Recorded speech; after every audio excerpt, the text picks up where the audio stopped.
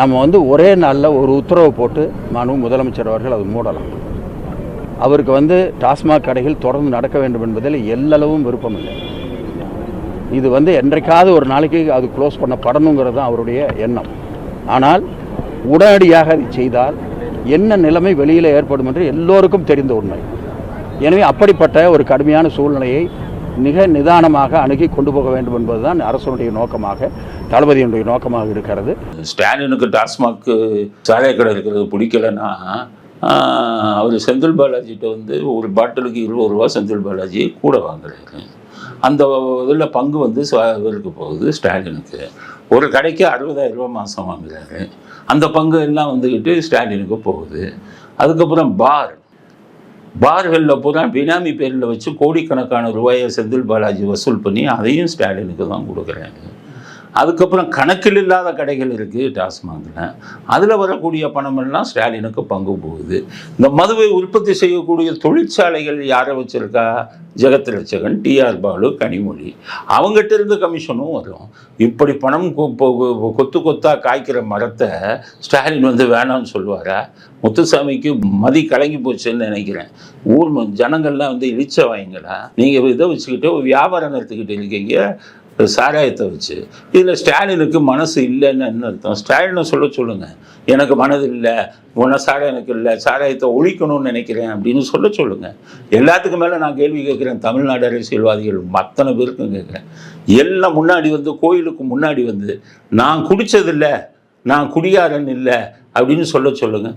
அவ்வளோ பேரும் குடிகாரர்கள், அவ்வளோ பேரும் குடிக்கிறாருங்க. வெளியில் பார்த்தீங்கன்னா மதுவிலக்குன்னு கற்றுக்கணும். நீயே உன் வாழ்க்கையில் ஒழுக்கமா இல்லையா? நீயே குடிகாரன் தானே, அத்தனை பேரும் தான் சொல்கிறேன்.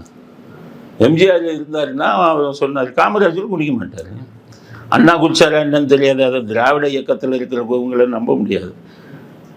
எம்ஜிஆர் வாழ்நாளிலே நான் மதுவை தொட்டதில்லைன்னு சொன்னார். அந்த மாதிரி மதுவை தொட்டதில்லைன்னு சொல்கிற ஒரு தலைவனை கூப்பிடுங்க. அவ்வளோ பேரும் சாராயம் அடிக்கிறவங்க பூரா என்ன விஷயம் தெரியுமா? வெளிநாட்டு மது அடிக்கிறான். அவன்லாம் அரசியல் தலைவன் அத்தனை பேரும் வெளிநாட்டு மது அடிக்கிறான். நம்ம ஆளுகள்லாம் லோக்கல் டாஸ்மாக் அடிக்கிறாங்க. லோக்கல் இந்த அரசியல்வாதி தான் தொழிற்சாலை வச்சு நடத்துறதுனால சுத்தமான டாஸ்மார்க்கை கொடுக்கறது இல்லை. அதில் கள்ளச்சாராயத்தை கலந்து இது குறித்து அவன் உயிரை குடிச்சுக்கிட்டு இருக்கான். இவங்கெல்லாம் மது விலக்கை பற்றியோ சாயத்தை பற்றியோ பேசுறதுக்கு தகுதி இருக்கிறவன் அவன் இருக்கான். அன்னைக்கு ஒருத்தனும் கிடையாது. திமுகவில் அவருக்கு செல்வாக்கு இருக்கும் வருங்காலத்திலையும்.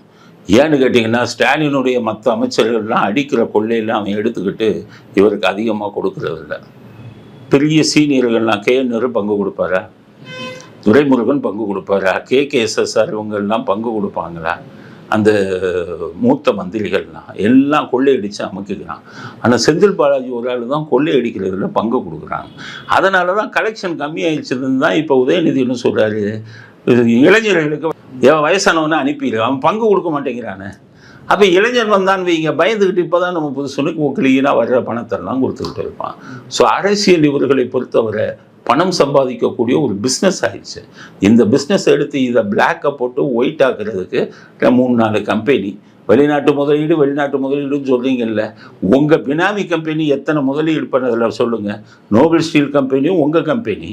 உங்கள் பையன்தான் அதில் இயக்குனராக இருந்தார். இப்போ இவர் அன்பில் மகேஷை இயக்குனராக போட்டிருக்கீங்க. உங்கள் கம்பெனி நோபல் ஸ்டீலு.